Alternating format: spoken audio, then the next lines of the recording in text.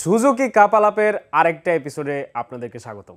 So আজকে খুব special একটা এপিসোড, কারণ আমি প্রথম থেকেই বলে আসতেছি we are a member of the community teammate.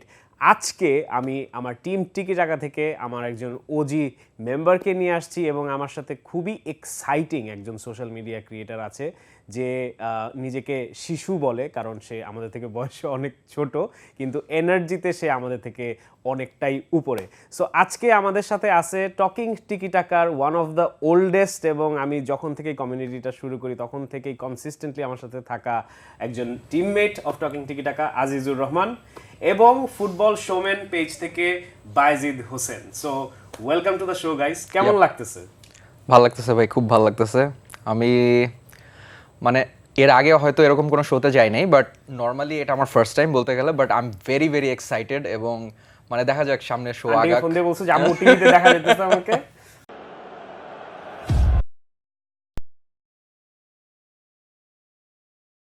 Azizur কি অবস্থা, কেমন যাচ্ছে? Like, it's an honor for me যে as a fan since day one আমি যখন থেকে আপনি শুরু করছেন তখন থেকে আপনাকে ফলো করতে পারছি, and I'm honored to মানে I'm out of my words যে এখন মানে এটা কিভাবে এক্সপ্রেস করব, ভাষায় প্রকাশ করতে ভাষায় প্রকাশ করা যাচ্ছে না। আস্তে আস্তে তোর ভাষা আই থিংক প্রকাশ করতে পারবি, আমরা সেই আশা করি ইনশাআল্লাহ। সো ওয়ার্ল্ড কাপ আমার মনে হয় ফুটবল আমাদের সবাইকে এক সুতায় বাঁধে, এবং ফুটবল থেকেই আসলে আমরা দিন শেষে একজন আরেকজনকে চিনি, একজন আরেকজনের সাথে কথাবার্তা হয়। যখন আসলে রাস্তাঘাটে আমাদের পরিচিত বা আমাদের সাপোর্ট করা দলের জার্সি পরা কোনো মানুষকে দেখে মনে হয় যে ও আসলে আমার পরিচিতই বাই ব্রাদার।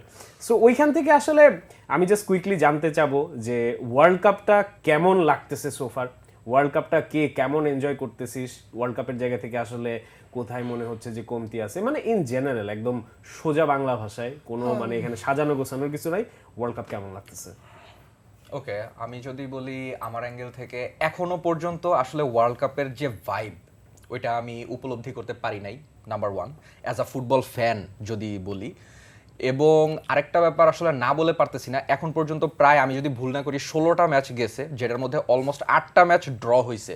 রাইট। সো ওই রকম কোনো এক্সাইটিং কিছু এখন পর্যন্ত আমরা দেখি নাই। ওভারঅল যদি আমার বলতে হয় তাইলে এখনো পর্যন্ত আমরা ওই ফ্লেভার বা ওই টাচ এখনো পর্যন্ত আসলে পাই নাই। এখনো ওই রকম বড় কোনো মানে ক্ল্যাশ দেখি নাই, বাট বড় কোনো ক্ল্যাশ আসলে হয়তো আরো ভালো লাগবে আর কি। মানে ব্রাজিলকে তুমি বড় টিম বলতেছো না, তাই না?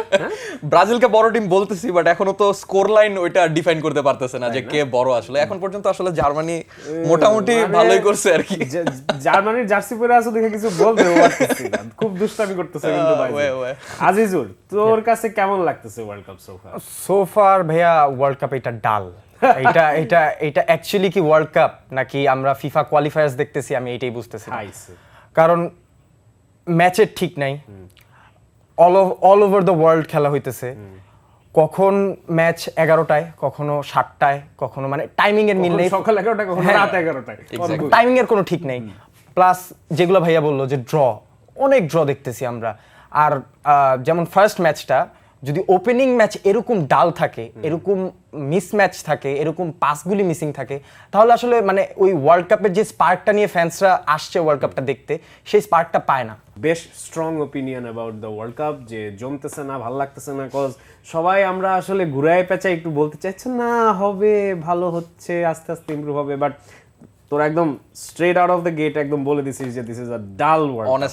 Honest answer. সো আমি যেটা আসলে অনেক জায়গায় বলতেছি, অনেক জায়গায় বোঝার চেষ্টা করতেছি যে ওয়ার্ল্ড কাপের এই ঝামেলাটা আসলে কোথায় হচ্ছে। এটা কি স্কেজুলিং ইস্যু? এইটা কি আসলে ভালো মতো প্রমোশন হয় নাই? থিম সংগুলো অনেক বাজে হয়েছে?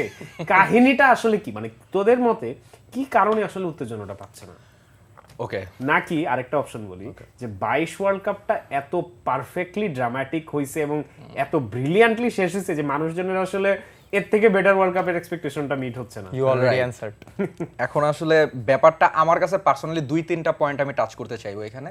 যেমন প্রথমত 22-এর ওয়ার্ল্ড কাপ কাতার বিশ্বকাপে যেটা হয়েছে, ওইটা আসলে ইনসেইন লেভেলের একটা ওয়ার্ল্ড কাপ গেছে, এবং ওইখান থেকে আমরা এখনো বের হইতে পারিনি আসলে। যেইভাবে ম্যাচগুলোর আগে ইন্ট্রো হইতো, এবং মানে মেসি ওয়ার্ল্ড কাপ জিতছে, আর্জেন্টিনা ফাইনাল পর্যন্ত গেছে, সো এই ব্যাপারটা মানে একটা রোলার কোস্টার রাইডের মতো ছিল। এই ওয়ার্ল্ড কাপটা আমার মতে একটু কমার্শিয়ালাইজড বেশি হয়ে গেছে, এক। দ্বিতীয়ত আপনার হচ্ছে আমেরিকান ওয়ার্ল্ড কাপ মানে বিশ্বকাপে আমেরিকার যে কালচারাল মানে পার্টিসিপেশন ওইটা আমার মনে হচ্ছে না ওই লেভেলে হচ্ছে যতটা অন্য অন্য দেশে হইলে হয়তো এটা হচ্ছে আরেকটা পয়েন্ট। অ্যান্ড ওয়ার্ল্ড কাপের যে সং ওইটা নিয়ে আমরা সবসময় এক্সাইটেড থাকি, বাট এবারের ওয়ার্ল্ড কাপের যে সং আইশো স্পিডের একটা সং আমি দেখলাম ওইটাই জাস্ট আমার কাছে মোটামুটি ভালো লাগছে। দাই ভালো লাগে না? এখন বিষয় হয়েছে এটা নিয়ে আমি আসলে কিছু বলতে চাচ্ছি না। হ্যাঁ দাই ঠিক আছে, শাকিরা প্রত্যেক ওয়ার্ল্ড কাপে একটা করে সং আমাদের দিতেছে, বাট সবসময় যে ভালো হবে নট নেসেসারি। আমার অনেক আত্মীয় স্বজন পরিচিত মানুষজন ইউএসএ তে আছে যাদের হচ্ছে লিটারালি বাসার পাশে স্টেডিয়াম, তারা টিকিট তো পাই নাই, রিসেলিং করতে যে পরিমাণ টিকিটের দাম ওদের 2 মাসের স্যালারির সমান হয়ে যাচ্ছে। এবারের ওয়ার্ল্ড কাপে কে নাই? Messi, Ronaldo, Neymar, Mbappe, Haaland, মানে সাদিও মানে, আপনার যত ধরনের মেগা সুপারস্টার প্লেয়ার আছে সব এই ওয়ার্ল্ড কাপে আছে। এরপরও এটার হাইপ নাই কেন? আই থিংক সবচেয়ে বড় হেডলাইন তো হচ্ছে যে মেসি, রোনালদো, নেইমার তিনটা প্লেয়ারের লাস্ট রাইট। এর চেয়ে বড় হেডলাইন তো সম্ভব না।